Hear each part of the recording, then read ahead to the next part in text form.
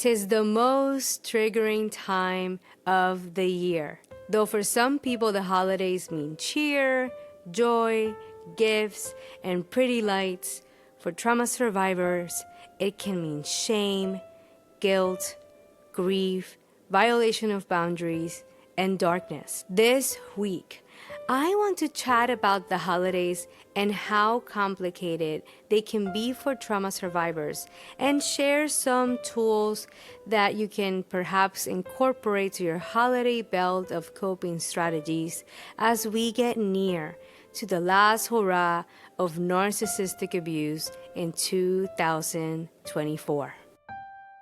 Hi, I am Raysa, a survivor of narcissistic abuse, and I have complex post-traumatic stress disorder, and you are listening to Hello Trauma Brain, a podcast where I share my experiences living with complex PTSD. My hope is this podcast can help destigmatize mental health and provide support for anyone diagnosed with CPTSD who thinks they might have it or has a loved one with this diagnosis. Quick reminder, I am not a licensed psychologist or mental health care professional, and this podcast is not meant to replace nor substitute the care of psychologists, other mental or medical health care professionals. If you think you might have complex PTSD or PTSD, please reach out to your primary care or mental health care provider. Any individuals or resources mentioned in this episode are not sponsoring Hello Trauma Brain. This episode may reference trauma or abuse, and listener discretion is advised. Remember, you can always pause or skip this episode at any time. And now, let's get back to the episode.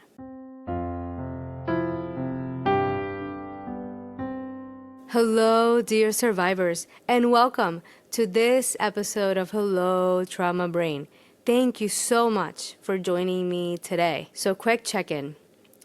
I am on a massive trigger spiral right now. The OCD, the overwhelm, the inability to focus is real. And so, full disclosure, my neighbor is doing some walking upstairs. I'm trying to do takes that don't have the sound that's making on basically the ceiling of my bedroom. But at this point, if I'm gonna keep waiting for no stepping to be upstairs, I might never record this episode, at least not tonight. So I'm just gonna keep truckling along, and if you hear some creaks and stuff, it's not you, it's my neighbor upstairs who's fully in her right to be walking around her apartment. And yeah, well, we'll just keep going, okay? So I honestly would have postponed recording and doing an episode this week, but I really want to release a holiday survival episode before Christmas Day, and I'm just gonna keep going. It might be a delayed episode, but at the very least, I will shoot to release it before the official holidays coming up next week.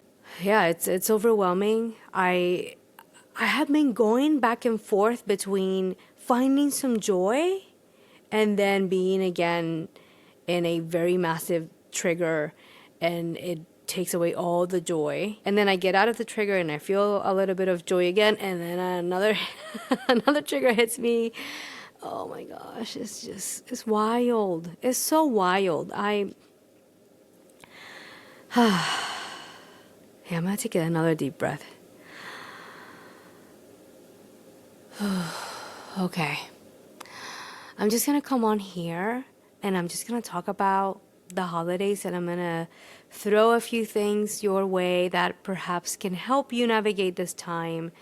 I am definitely not coming from a place of, oh, I've reclaimed the holidays and this is how you can reclaim yours. I fucking wish, but no. I am struggling very much this year again.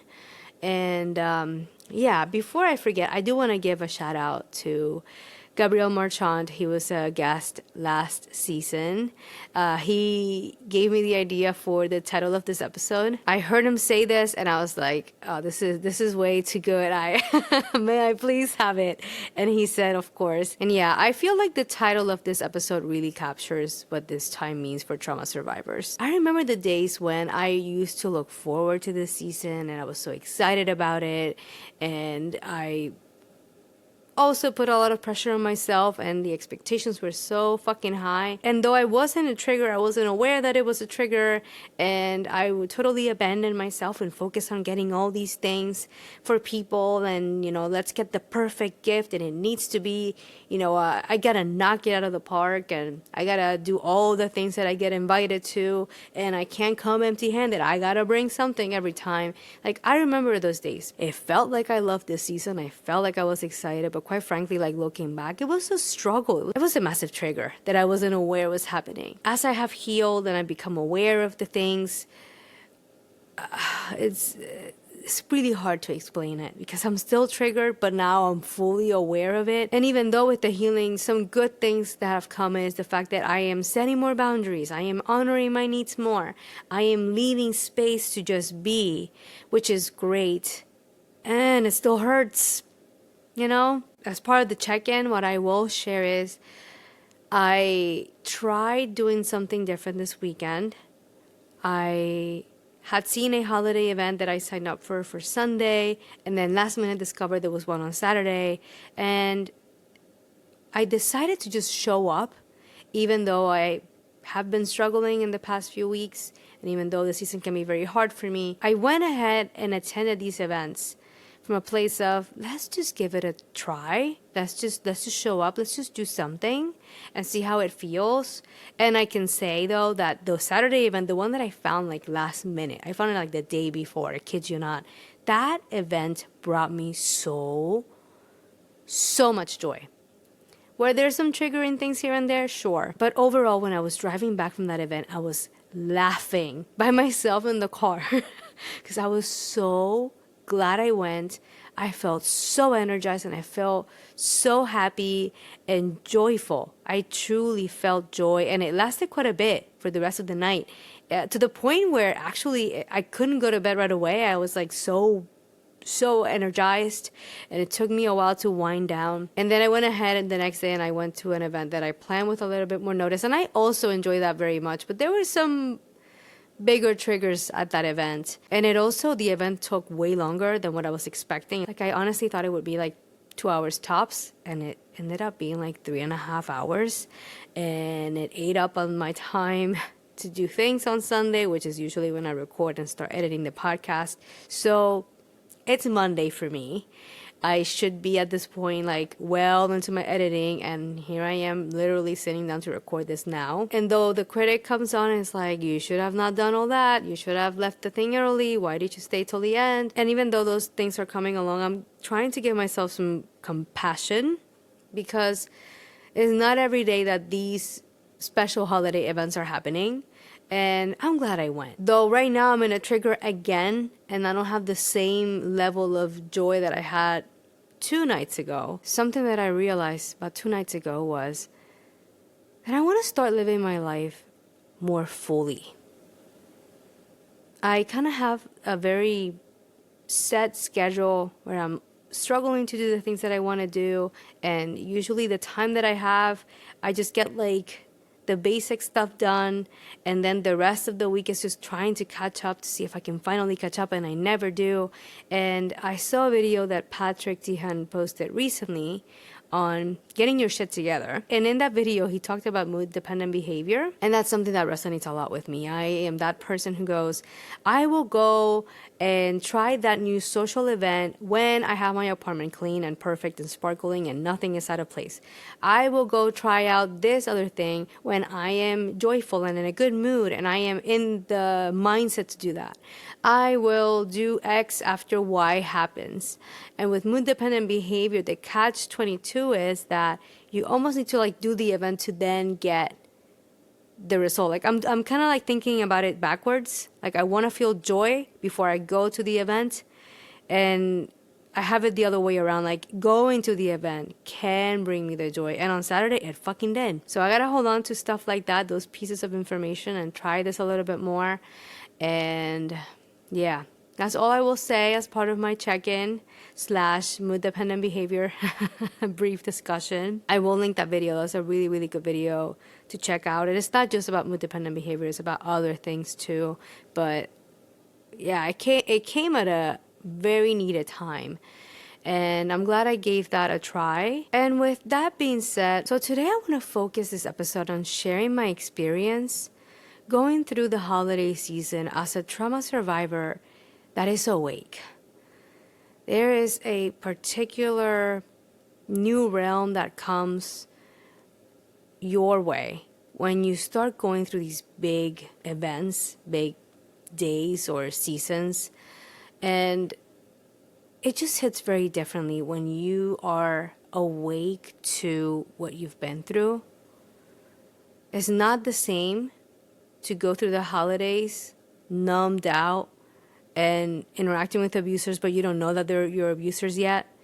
Like, that's a very different experience from when you are fully aware that, oh, these are abusive people. And in my case, I am adding the extra layer of having cut off these main abusers. And how does that change my experience of the holiday season? So this particular year, it's been more of a hybrid experience. Like, the first year, I went no contact. Like, I went no contact like Thanksgiving weekend. And when I say going no contact officially, what I mean is that's the weekend when I mailed the letter saying, this is abusive and toxic. I need to take some space to heal. I will not be accepting any gifts. I will let you know when I'm ready to reach out. I love you. And I signed it off and I sent it, okay? I had started setting boundaries before that, but it was just not getting anywhere. And when I often talk about the anniversary, like, I mean from when I mailed the letter and I made it very clear to them that I don't want to be in contact for a while. That first year, I pushed it. I forced myself to put the tree up. I forced myself to decorate. I forced myself to act like we're still in the holiday season. And it was a lot of bandwidth. It's a lot of mental energy that went into navigating a really hard time. Back then, I was really inside the hole. I was trying to allow myself to grieve, but at the same time, I was trying to get into the cheery spirit. And honestly, if I could go back, I would have probably not decorated and pushed myself that hard because I really needed to take space and allow myself to be sad. So the following year, the goal was to decorate again and everything, and it kept getting pushed back. And at this point, I am podcasting, so I did talk a little bit about that in last year's episode. I was trying to do the things, but I just kept putting it off, or things kept happening. And at this point, I recently reheard that episode so I could remember what I had said. It was interesting to hear myself talk about, I think I can still put the tree up. I'm going to see if I can do it. It's only a few days left, but I'm going to try.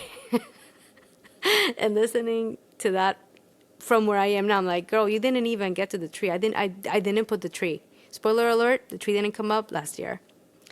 I didn't decorate at all. I didn't put the tree up. And quite frankly, the moment I decided, you know what, I'm just going to let go of this pressure of putting the tree up, I remember feeling such a huge sense of relief. I remember just being like, oh, thank you. I don't want to put the tree up. I don't feel like putting the tree up. I don't feel like celebrating right now. And I tried to do I remember I tried to go to like a light show, but that did not work. I waited too long to get tickets for one of the main events around here where they do light shows and stuff. And I also kind of threw my hands up in the air and was like, that's okay. That's okay. I can still see the lights that other people have put around me. They look pretty. I can enjoy that. That's good enough. I did see some holiday movies. That tradition I kind of kept. So I don't watch too many of the classic movies, and part of it is because sometimes when I rewatch movies that I grew up with, they're so triggering. They're so triggering. There's a lot of these movies have very conflicting messages of honoring abusive people, tiptoeing around them, trying to appease them. Like, it's just way, way, way too triggering. I love Klaus. That's a newer movie. Sure, we can argue that the main character has a lot of narcissistic traits at the beginning, but I want to say for this character, he's young enough that the brain is still cooking, and he really turns around. And it's not like a magical spell turn him around type of thing. Like, we're not doing a Beauty and the Beast on this person. Like, there's like a gradual transformation, and you see that as they age, they learn to do better. And I like that movie. I enjoy it very much. And it's it's one that I have not seen yet this year, but it's on the books to be a rewatch. I just did discover a new Christmas movie. It's new. It's another animated film that Netflix put out. It's called That Christmas, and I really enjoyed that. It was really cute. I want to say some of the reviews or like the ratings that I've seen are not as high as what I assign it. I really loved it, and I think I felt pretty seen by one of the characters that has a lot of anxiety in the movie. And I was like, oh my gosh, I was that kid. I was definitely that kid. And now I'm getting this flashback of there was something that happened in that movie. Oh, I'm trying to see if it comes back to me now. I forgot. Oh, I forgot. There was something they said that I was like, oh, I know it was the monologue, Santa Claus's monologue towards the end. Gosh, what was it? It's gone. Well, hang on. I tried to go back and find the scene. I forgot. But if I remember correctly, there was one particular monologue where he acknowledges that Christmas might not be easy for everyone. And I remember he offered something, and it's gone, y'all. So I'm going to move on and continue with the discussion for this episode instead of hyper focusing on that. Can you tell that I'm triggered? That's the trigger energy we're dealing with today. And you know what? I'm going to accept it, and it's going to be okay. And we're going to do this episode, and it's going to be all right. So far, the first year, I forced decorating, and it felt like too much. Last year, I did not do any decorations, and I felt relieved. This year, I am doing kind of like a hybrid. So I'm allowing the sadness. I'm allowing the stuff. I am trying to reduce the stakes and the pressure. So this year I've been vacillating. I feel the need to put the tree, and I kind of look around and see trees. I'm like, oh, it would be nice if I did it. And I kind of start hyping myself for the tree. And then I would consider, what if I don't put the tree?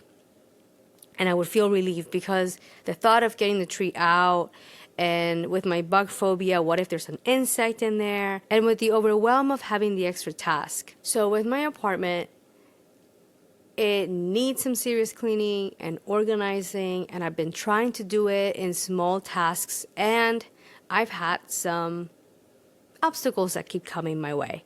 One of them was a leak in my pantry, and that meant my pantry was spread around my living room and kitchen for almost 2 weeks, because I happened to get sick before Thanksgiving, which meant that they couldn't finish the job of sealing where they drilled the hole to fix the leak. It is just stuff like that that have added more things to do. And I kind of have been sitting with, trying to reflect, what does putting the tree up mean for me? Do I feel joy about putting the tree up, or am I feeling pressured to put the tree up? Does it feel like an extra overwhelm of a task, or does it feel like a fun task? Honestly, if I was to weigh what I did on Saturday versus putting up the tree, I'm going to go with Saturday. I've also realized this year, another reason that I've been avoiding the tree, besides the insects and the stuff. I think part of the reason I avoid the tree also has to do with the fact that when I take the tree out and I take the bag of ornaments, I run into finding things that I forgot were there. And these things in particular are things that some of the abusers I cut off gifted me to put on my Christmas tree. And I don't know that I realized this the first year, but I realized it this year, that that first year, that overwhelm I had with the tree, quite frankly, putting the tree up doesn't take that much time when you really look at it. What took the most time for me was the OCD spirals I went into every time I would take an ornament and I would be reminded of somebody. And then I would take another one and realize, oh, so and so made me this one. And my OCD would just kick into hyperdrive to try to kick me off the grief that I was feeling holding these things and into the let's get back to being cheery and putting on the tree and let's focus on the music and let's be happy. And then I would take two more ornaments out and kind of get into the spirit and find yet another ornament that would send me back into a spiral. And then I would get into an OCD about how the tree experience was ruined because I spent so much time trying to completely distort what was happening to only leave the joyful parts and remove the grief. Too much bandwidth, especially for someone who is already very depleted. And yeah, I feel like even if the bugs were not a part of the equation, which they are, unfortunately in my case, I feel like the main reason boils down to I'm avoiding running into these things. And even though as I'm saying this right now, I can think exactly of some of these ornaments and I can see them and I know they're there. I know they're there. And most of the year, I don't think about those ornaments. But this season with seeing trees up and knowing that if I was to put the tree up, I would have to deal with that.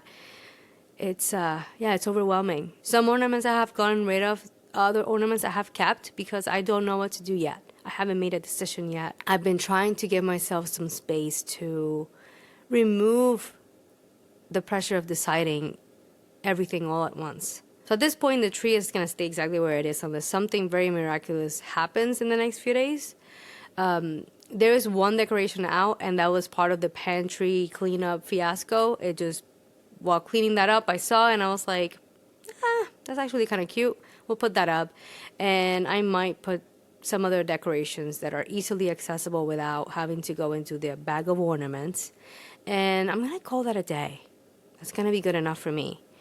I have been seeing holiday stuff. I saw the Sabrina Carpenter special that was hilarious. I think it's supposed to be TV 14. I won't go down that rabbit hole, but sometimes the TV 14 stuff now, I'm like, I don't know how that's TV 14, but it is. It was really fun though. That aside, I really enjoyed that. That was really cool. And yeah, little holiday things here and there. And sometimes the perfectionism gets in the way because if I start something, I kind of want to finish it. But I'm going to try to practice if something is really, really, really triggering to just be like, I don't need to finish this. Not right now. And that's going to be good enough. Another thing that has been happening to me this year that has not been helping at all is something that, quite frankly, you see it coming. You hope that it doesn't become a thing, but it has become a thing, and that is the increase in hoovering attempts. So this year, the hoovering attempts were, I got a message from someone who, to give you some context, this person knows about the abusers being abusive. They know I've set the no contact boundary. There has been already a previous issue where they accepted a gift from my abusers, tried to get me to pick up the gift without telling me it was from my abusers, but I ended up finding out anyway because I kind of saw it coming, and it took me a few questions to get this person to admit that the gift was from one of my abusers. But at the time, I did not want to end yet another relationship. I basically politely declined to get the gift. That exchange was not a pleasant one because they got defensive. I could tell I triggered their shame because of the way they were reacting to me not getting the gift. And then after that, I did not do much engaging with messages. Like I basically set myself on a policy of if the message is asking me something, if the message is engaging in conversation, I might reply. But if it's one of those, I hope you're well, we're well, thinking about you, and that's it. Like there's no open exchange, I'm not engaging. I'm just gonna say in my mind thank you and move on with my life. Well, recently I get a message from this person and they go, so and so asked me to send you this. And I saw that first line, and let me tell you, it set my nervous system on fire. But I still clicked. A selfie from my abuser with their tree in the background and all the decorations, and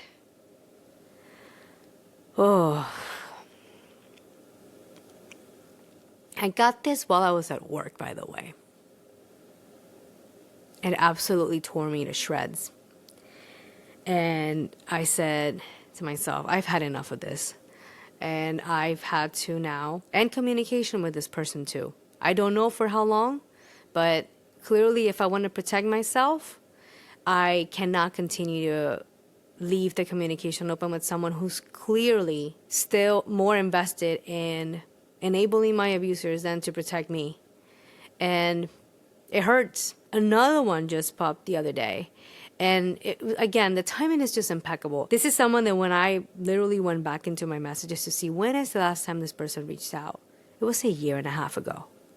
A year and a half ago. And I threw the question like, oh, what brought you to send me this message now? And they're like, oh, I was just thinking about you. Then it became this like thing every day. And I'm like, okay, this is turning into an everyday thing. I cannot be responding to daily messages. Like I have a lot on my plate. So I let them know I'm really overwhelmed. I cannot be doing constant messaging right now. I thank them for understanding in advance and I wish them well. And then they go, oh, it's just that a lot of people from this group are asking about you. And I was like, there it fucking is. I asked them like, what brought you to send you this? Thinking about you turned into, oh, this group of people are asking about you. And all these people are from the same group, okay? So, yeah, yet another attempt.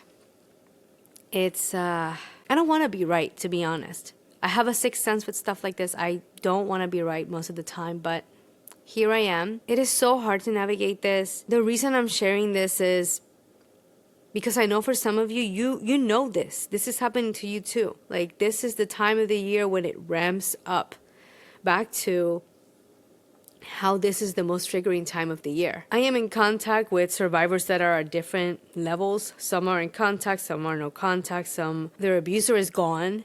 And something that I am noticing in all of us is like the constant struggle. Like one of them will be like, I'm trying to, there's going to be a joyful season.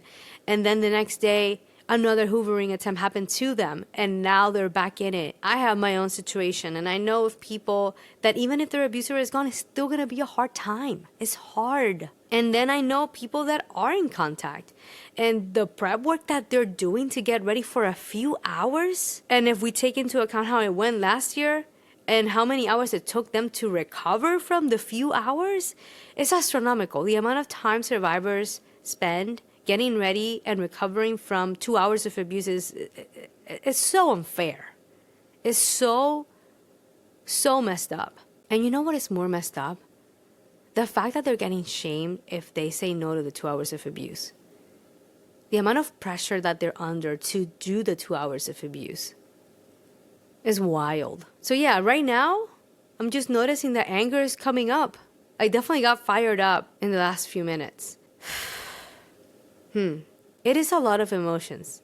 If you take a picture of how this episode alone has looked, I was so triggered, disassociated, feeling off at the beginning of the episode. I've been struggling with recording this whole episode. This anger just came up all of a sudden. I probably will be grieving by the end of the episode. This is what it feels like to do the holiday season. 2 nights ago, I was joyous. 2 nights ago, I was like, this is a really nice time of the year. This is fun. This is so much fun. How cool to hang out with people. And it's the holidays and I got to dress up and there's pretty lights out there. And here I am today. Okay. I went through last year's episode and quite frankly, I needed to hear that episode. I'm actually proud of how much I knew already last year. Like it kind of struck me. I was like, wow, I knew a lot of strategies and wow, not bad. And quite frankly, I'm just going to throw it out there. If you're looking for like a step-to-step survival guide, last year's episode was was really that.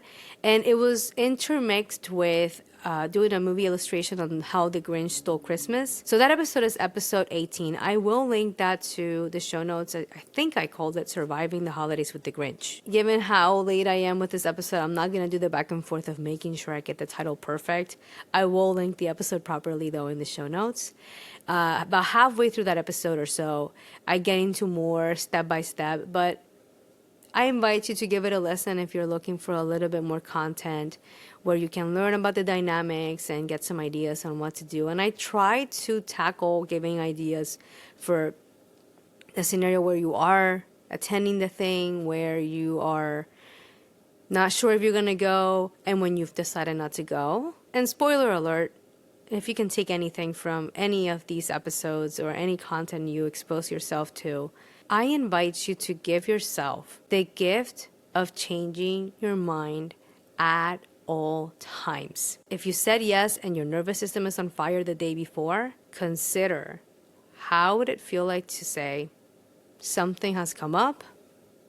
You're not lying. Something did come up. Your nervous system is on fire. You don't have to tell them your nervous system is on fire. Something's come up. I'm not going to be able to make it this year. If you go and halfway through, it's ramping up more than you expected. I don't feel well. I need to go. Thank you for having me. Still not lying, because you really are not feeling well. And by the way, feeling uncomfortable, feeling that pit in your stomach, that's enough of not feeling well. I feel like sometimes, like, at least for me, is you gotta be dying. If you're not in the hospital in a coma, you got no excuse to not show up. Like, if you can technically drive, even if you're sick like a dog or feeling like hell, you can still come. Like, it doesn't have to be that extreme. Feeling a little bit of discomfort is enough to be able to say, I don't feel well and I need to go. Another thing that I've been doing this year is trying to find my own kind of holiday. I actually have a Spotify playlist called My Kind of Holiday. I started that this year, and the first song in that is actually a song that I did an Instagram cover on. I posted it on my singing page, and I think I linked Hello Trauma Brain on that one, so you can still see it on the Hello Trauma Brain page. But the song is called Merry Christmas, Please Don't Call, and it's by Jack Antonoff and his band called Bleachers.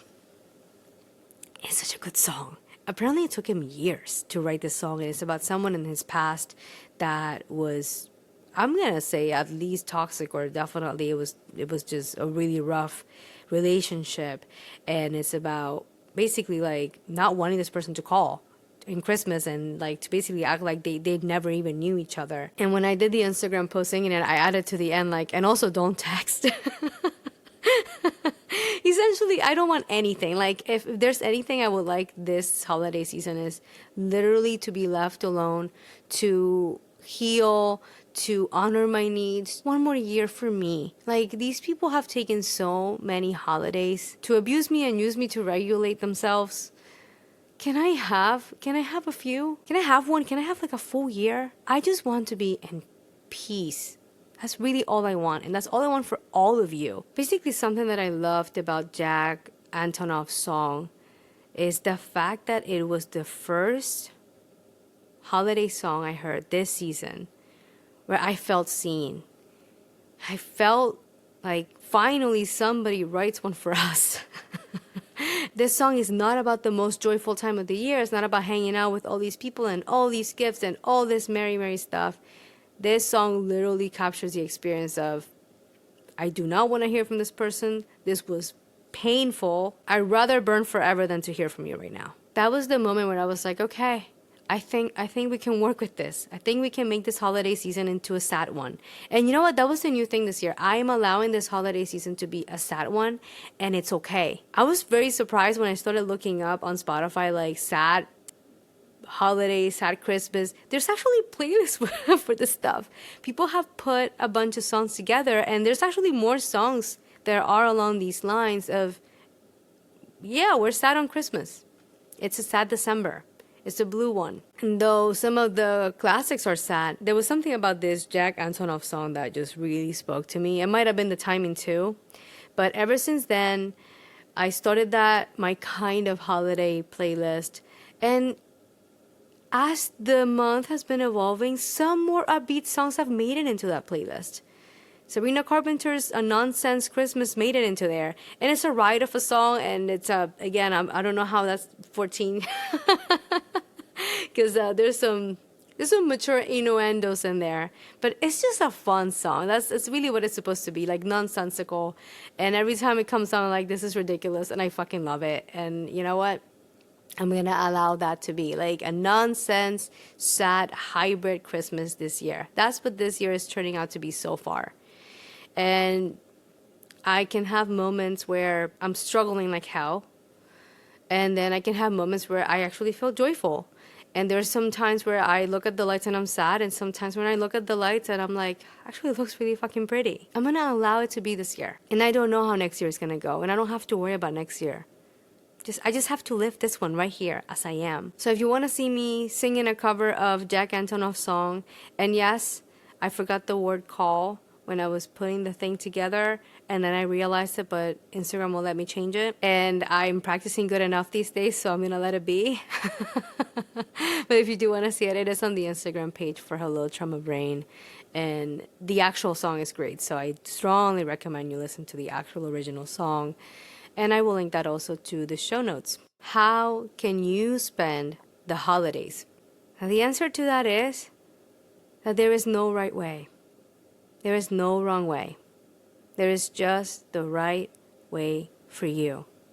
And that right way can be constantly changing. You can go all in, you can do a hybrid, or you can skip it altogether. Let's talk about that for a moment. That idea came from a very dear friend of mine who we were talking recently, and they were sharing that they're taking 2 weeks off from work at the end of the year, and they are not celebrating it. It's just another day to them. It's just 2 weeks of vacation like any other time of the year, and that's really what's going to be.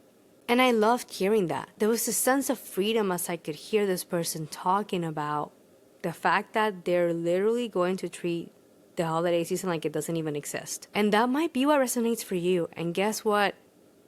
If that resonates for you, you go ahead and you have at it. It can be another day. And that's so okay. I want to re-emphasize something that I talked about earlier, which is how I kind of went to the event before I was in the mood to be at the event. I kind of just took the risk and went for it, and was very aware that it could have tanked like hell, but I still went and discovered something new. I want to throw that your way in terms of something to consider as you get invitations. Perhaps invitations from very abusive people, that's going to be a hard no this year for you. Or it's going to be a yes with a lot of boundaries, a lot of prep, and a lot of self-care. There might be some other events that come your way that have nothing to do with the abusers, but because the holidays are so hard, you're like, no to everything. And maybe this year that's how it's going to be for you, and that's okay too. I also want to remind you that it's okay to be a part of society even when you're sad. Like if what's holding you back is that you feel like you're not worthy of it and you need to be in a better mood to go, I invite you to reflect on that. And I want to remind you that you are worthy of being anywhere at all times, when you're happy, when you're sad, when you're grieving, when you're joyous, when you're angry. You are good enough as you are. And I am sharing that because I tend to run from that place. And it really struck me on Saturday. I was like, wow, I can't believe that I almost didn't go to this thing. Like, I was actually running late, and I almost was like, maybe I shouldn't go. Maybe I should just turn around and go home and, like, not even bother, because there's no way I'm going to get there on time. And even though I was, like, 20 minutes late, I got there, and it was fine. It was so fine.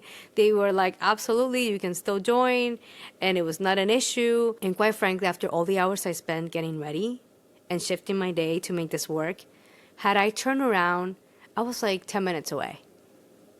I would have not found the joy I found for a few hours on Saturday night. So something to think about, but again, with the caveat of listen to yourself, listen to your intuition and your body, your inner kiddo. If it doesn't feel right, it doesn't feel right, and it is so okay if you turn around. as well. So I want to give you a bit of a starting point in terms of additional resources you can look into during this holiday season to get some tools, ideas, extra support, and community. So I'll start off with Patrick Tehan. He's a licensed independent clinical social worker, and he has a YouTube channel. He has social media with a lot of free content that you can take a look at.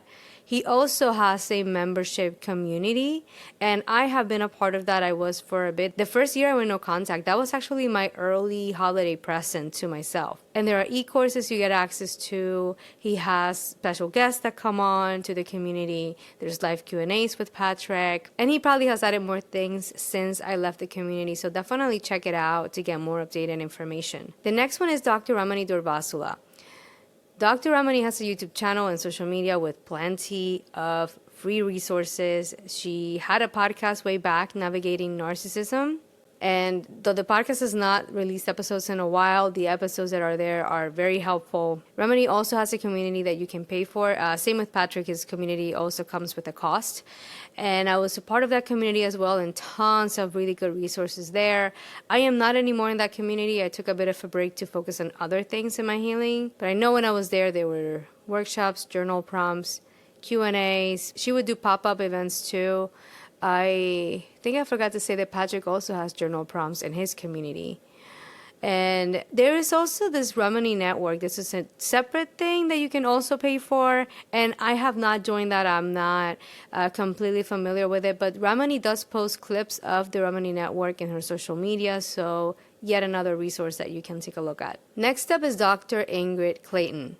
Ingrid has social media, YouTube channel as well. Actually, both Patrick and Ramani have had Ingrid in their communities as a guest. And Ingrid has an excellent memoir called Believing Me that it's quite the read. It's beautifully written, and it really captures narcissistic abuse in the subtle, nuanced way. And if you're looking for actual examples, that's a really good place to get started. I know I'm jumping a little bit back and forth here. Ramani also has books released. She's got a book called Should I Stay or Should I Go? I have read most of that one. I'm still working on that. There's a second book, Don't You Know Who I Am? I have it, but I haven't started that book. I went ahead and skipped into listening to the audiobook for It's Not You, which is Dr. Ramani's latest book. And quite frankly, given that I've binged many hours of her content and I'm almost done with Should I Stay or Should I Go, I would say that It's Not You so far. It's coming across to me as the book that has like everything all in one. And something that I really like about the audiobook for It's Not You is that Dr. Ramani narrates it herself. And that's pretty cool. Next up is Whitney Goodman. She is a licensed marriage and family therapist. And Whitney has a podcast called Calling Home. Excellent resource. She takes questions in there. She does episodes with guests. Whitney has also a community that you can pay for. I have not been in Whitney's community. I have not joined it, so I cannot vouch for it. But I can say that given the content in her podcast and her mailing list, it sounds quite up the alley of something that I would need. And if I had the budget, I would probably join that up next. But I'm trying to be a little bit more conscientious with my spending these days. The next resource I want to offer you is the Healing and CPTSD community. So they have a hub, and that's also a paid membership community. They also have the social media, and that community is accessible for free. And I have not joined the hub myself, so I cannot vouch for being in that space. But given the content that I have seen from the creator, Danny, and from the people that are involved in the groups, it's all about CPTSD, healing narcissistic abuse. I know they have holiday events going on right now. And this one is more focused on survivors supporting survivors, from what I have gathered. And with this community, there are different tiers and price points. So again, something to look into. I definitely encourage you to check out any of these resources. And that being said, all of these resources so far, they all have mailing lists that you can sign up for free. I have the feeling that a lot of these resources will be posting new content to update their holiday guides or survival tips for this year in the next few days. So what I'm inviting you to do with this is really take time to look into some resources, start gathering some tools that you can use. This time of the year, you can feel so alone, and staying alone and isolating more might make things worse. And you might be surprised what you find. I know that there's no one size fits for all. You might check something out from these resources and it doesn't resonate with you, and that's okay. I also invite you to consider taking what resonates with you and leaving the rest, and not going at this from a place of it has to be 100% or. And definitely listen to yourself and see what works for you. And in terms of pricing, I know budgets can be limited. I'm in that boat myself. It is okay to reach out to see if they have sliding scales available, any financial hardship resources available, or options that you could use. You got nothing to lose at this point. They might say no, that's not available at this time, or they might be having something over the holidays. Again, there's only one way to know, and that is by actually asking. And this podcast is also a resource, and you're free to listen to this episode as many times as you need. Go back to listen to last year's holiday episode. And even Casey, the guest that I had recently here on the pod, she's the host of It's Not Normal.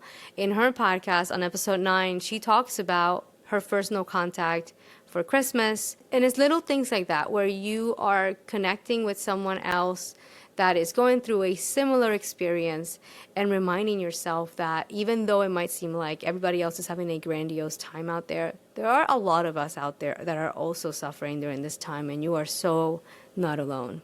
So last thing I will say is I really hope that you're able to find something that can help you during this triggering time of the year. So in the spirit of encouraging community, feel free to engage in the social media for the podcast or in the comment section, and show up and provide support for each other. If there's an additional resource you found helpful, feel free to share it there. And you never know, someone who is scrolling through social media struggling to see how happy everyone else is might run into your comment, and that might be what really shifts something for them this holiday season.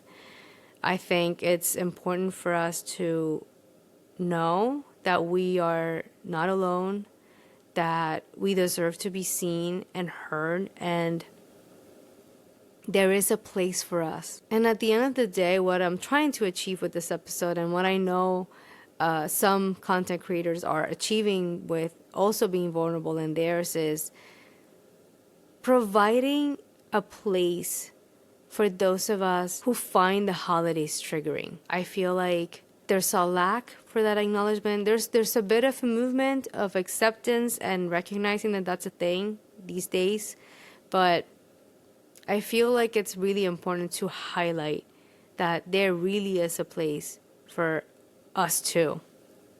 And I hope you find that place this season. And if you don't find it anywhere else, I hope that you have found it here by listening to this episode. And thank you.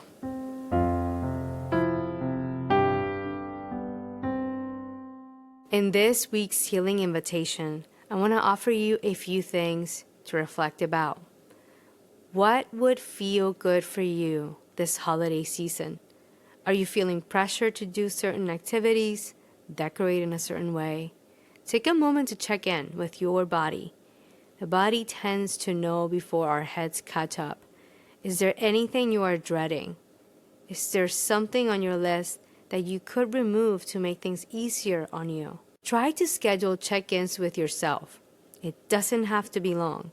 A brief moment to explore how are you feeling, and to see if anything needs to be altered to make you feel more comfortable and at ease. Also, earlier today, I saw a post from a therapist I follow on Instagram, and they're called Dr. Hofliger, and I might have butchered the last name. Apologies if you listen to this. I will link them also to the show notes. But something that Dr. Hofliger was talking about was checking in with your inner kiddo. And the post was basically about, is there something that your inner kiddo would like for the holidays? And it kind of set off a light bulb moment in my head, because usually holidays for me is getting gifts for other people. I might get gifts from other people, but I don't tend to think about it in terms of getting myself something. When I saw that, I was like, wait a second, I could get my inner kiddo something. So I have been thinking about what she wants to get, and I have a few ideas. But I will say this though, the moment I started thinking about getting my inner kiddo something, I felt this sense of excitement. I feel like it was probably the most excited I've been about getting something for myself in the holiday season, which was very new given how much I've been dreading the holidays in the past few years now. And I thought to share that here in case that you might find that helpful as well. Please let me know how this week's healing invitation goes if you choose to accept it.